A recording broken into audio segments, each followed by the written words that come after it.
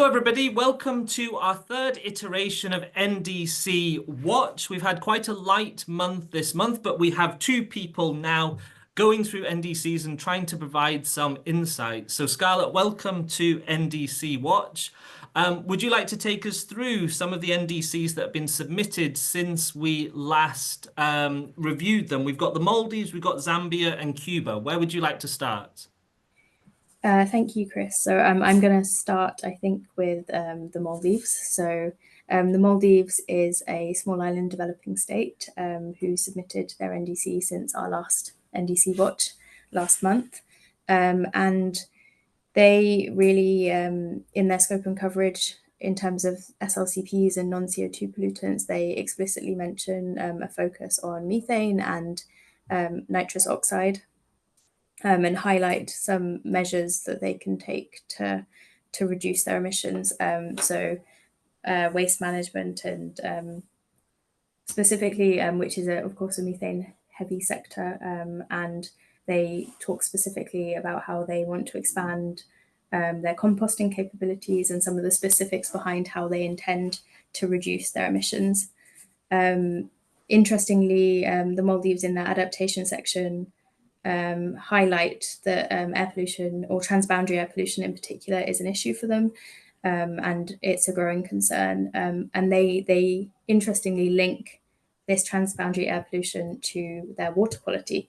It's a country for water that is mainly reliant on rainwater, and when there is air pollution and it rains, the air pollution being washed into the water has a real impact for them. I think over to you for the next one. Well, I think the Maldives is really interesting because they've worked with the CCAC for a very long time, culminating in the National Action Plan to Reduce Air Pollutants. I think we have this view of the Maldives as beautiful sandy beaches, which they definitely have.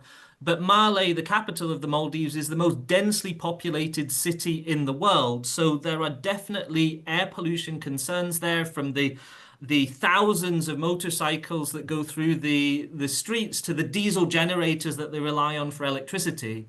So we know from previous NDC watches that there's not just one way in which countries include short-lived climate pollutants within their NDCs, and you really have to get into the detail to understand, will this plan actually lead to a reduction in short-lived climate pollutants? And I think it's really positive that the Maldives have increased their renewable electricity target from 15% in their previous NDC to 33% in their new NDC as well. They also have vehicle emission standards and switching to electric vehicles and public transport in there as measures that I think will have a tangible impact on reducing air pollution in the Maldives, as well as achieving their climate change targets.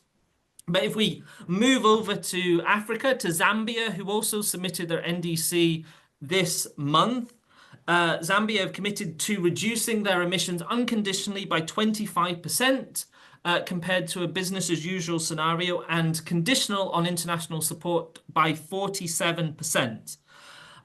When the CCAC have been developing their guidance on short-lived climate pollutants, one of the key things that is a sort of prerequisite for NDCs is ensuring that short-lived climate pollutants are within the scope of the greenhouse gas mitigation target. We see other countries setting specific targets on methane or other short-lived climate pollutants, Uruguay, for example, but making sure that those gases are in the scope of the greenhouse gas reduction target is really important, because it means that if you take actions to reduce methane, you will actually be contributing to your NDC. So it provides motivation for making sure that actions on short-lived climate pollutants are implemented, because they're counting towards this national climate change mitigation goal.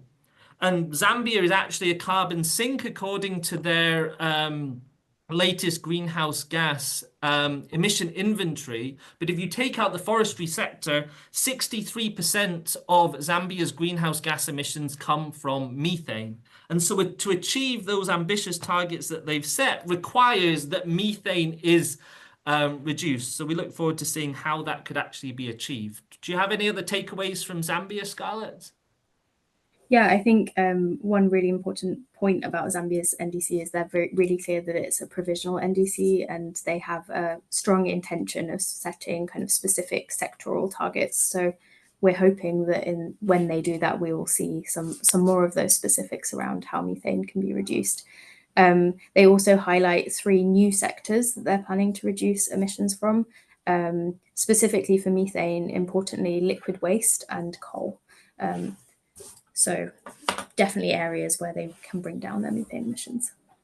Fantastic. And the final country you're going to, we're really going across the world, even though we've only got 3 NDCs to talk about, is Cuba. Scarlett, would you like to tell us a little bit about what stood out to you in Cuba's NDC? So Cuba also, like the 2 NDCs we've just spoken about, set out in their scope and coverage a clear intention to reduce methane emissions and nitrous oxide emissions. But right at the top of their NDC, they really kind of set the scene and the context for their NDC, and highlight their kind of main aim to protect human life in the face of a changing climate, and a kind of One Health approach. So they don't ever kind of specifically talk about air pollution, but air pollution in the context of their measures and their targets, as well as in this One Health context. I think we see that intention throughout, which is really nice to see, even if it's not explicit.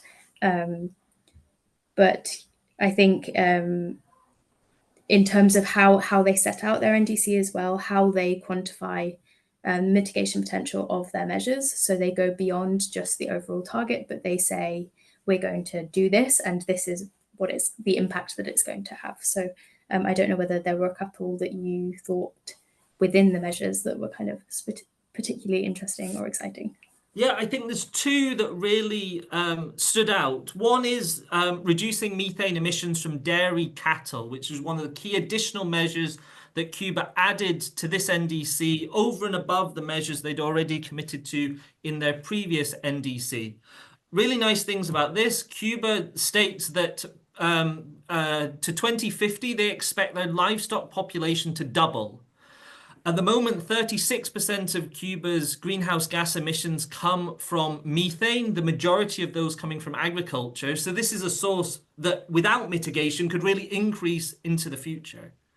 The second thing that is important is that there's quite a few countries who say, yes, we'd like to reduce methane emissions from livestock, but they don't say exactly how they're going to do it. Cuba specifically says in their NDC, they're going to look at changing the feed that dairy cattle are fed to reduce methane. They're going to look at improved manure management to reduce methane and switching over to silvopastoral systems. So we know that we need to increase action on livestock if we're going to achieve things like the global methane pledge, because it is such a large contributor to global methane emissions. And the second measure that I think is really interesting is reducing methane emissions from the waste effluent, the wastewater coming from the sugar industry. There are 11 sugar refineries in methane emissions from the wastewater. In the wastewater that comes out of the sugar industry, the organic matter decomposes and produces methane, and they're targeting a 50% reduction in methane emissions from wastewater. I think this is really interesting for 2 reasons. Number one is that wastewater, particularly industrial wastewater, is often overlooked, but the wastewater sector as a whole, if we take domestic and industrial wastewater, emits as much waste as solid waste, as landfills, but is much less included within NDCs. The second reason that I think is interesting, it links to the point that you made, Scarlett, at the start about sort of looking at a One Health approach, is that the sugar industry, we've seen from other assessments in Latin America and the Caribbean, is also a big emitter of black carbon. This isn't mentioned in Cuba's NDC, but work that the CCAC has supported in Mexico estimated that about 1/3 of black carbon emissions in Mexico came from the sugar industry, from burning bagasse as the fuel in sugar processing. So if Cuba can identify the measures that can help to reduce the wastewater, can make the production more efficient, there's a real opportunity here to both improve air quality, improve health, reduce black carbon, whilst targeting methane as well. So we've reviewed the NDCs in this NDC Watch. Scarlett, do you have any final thoughts for us? I think if we zoom out to the kind of bigger picture and context of this year and NDC 3.0 updates, you know, here today we've reviewed 3 NDCs that are all from small island developing states or less developed countries, and they have, I guess, exceeded or met the deadline that is set, not for them, it's set for developed countries, and there is more flexibility for this group of countries to submit and to make their commitments. We're also, I guess, looking back to the other NDCs that we've seen released so far. 5 of those 21 now that have been released are small island developing states.